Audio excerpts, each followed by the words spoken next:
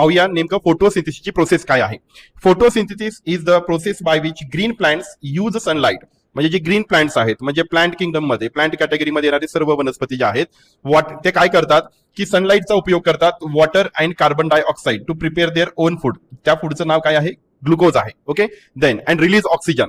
म्हणजे फोटोसिंथेसिसची प्रोसेस प्लांटमध्ये घडून येते आणि प्लांटमध्ये घडल्यानंतर त्याचे प्रोडक्ट आपल्याला काय भेटतात तर ग्लुकोज भेटतो आणि परत ऑक्सिजन भेटतो. ओके, आता स्पर्धा परीक्षेच्या दृष्टिकोनातून यावरती प्रश्न कसे विचारले जातात त्या पॉईंटवरती फोकस करणार आहोत आपण. म्हणजे पूर्ण फोटोसिंथेसिस प्रोसेस कंप्लीट करण्यापेक्षा प्रश्न कुठे कुठे येतात त्यावरती आपण फोकस करूयात. पहा, आता हे जे झाडाचं लीव दिसते तुम्हाला, प्लांट लीव दिसते, याच्यामध्ये या सेलमध्ये असतं क्लोरोफिल. ओके, या क्लोरोफिलला आपण म्हणतो हरितद्रव्य. काय म्हणतो? हरितद्रव्य म्हणतो. आता ज्या हिरव्या वनस्पती असतात, मराठीमध्ये पण इथे दिले, वाचून घ्या व्यवस्थित त्या. ओके, आता यामध्ये हे जे क्लोरोफिल आहे, हे क्लोरोफिल, त्यानंतर पहा ही सनलाइट दिसते तुम्हाला. ओके, म्हणजे वनस्पतीची पानं काय करतात किंवा वनस्पती काय करते? सनलाइट. ओके, त्यानंतर कार्बन डायऑक्साईड. आपल्याला माहित आहे या वनस्पतीच्या पानामध्ये छोटे छोटे छिद्र असतात ज्याला आपण स्टोमाटा म्हणतो. यातनं वातावरणामधील जो कार्बन डायऑक्साईड आहे तो आतमध्ये शोषून घेतला जातो. म्हणजे इथे प्रेझेंट काय झालं? CO2, परत इथून आलेलं वॉटर जे आहे आणि हे जे क्लोरोफिल आणि सनलाइट हे सर्वजण जेव्हा एकत्रितरित्या या ठिकाणी येतात तेव्हा त्यांच्यामध्ये एक रासायनिक अभिक्रिया होते.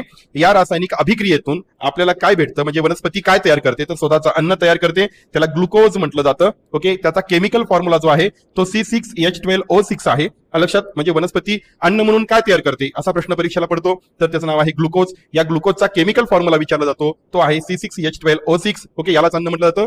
त्याचबरोबर काय तयार करतात? O2. बघा, O2 हा डाय ॲटॉमिक मॉलिक्यूल आहे, म्हणजे ऑक्सिजनच्या 2 आयटम पासून तो तयार होतो. ठीक आहे, आता या ठिकाणी आपण याची केमिकल इक्वेशन जे आहे ते पुढील व्हिडिओमध्ये पाहूयात. इथे तुम्ही फक्त हे लक्षात ठेवायचं या स्लाइडमध्ये महत्वाचं की या ठिकाणी ही जी प्रोसेस आहे केमिकल प्रोसेस, ही केमिकल प्रोसेस होण्यासाठी काय कोणकोणते घटक महत्वाचे आहेत तर फर्स्ट आहे सनलाइट, नंतर कार्बन डायऑक्साईड, नंतर आहे वॉटर आणि या लीव्स मध्ये प्रेझेंट असलेला क्लोरोफिल यांच्या साह्याने फोटोसिंथेसिसची प्रोसेस घडून येते. पुढच्या व्हिडिओमध्ये आपण हे वर्ड इक्वेशन आणि केमिकल इक्वेशन बद्दल माहिती घेऊ आणि इम्पॉर्टन्स काय आहे फोटोसिंथेसिसचं तेही समजून घेऊ.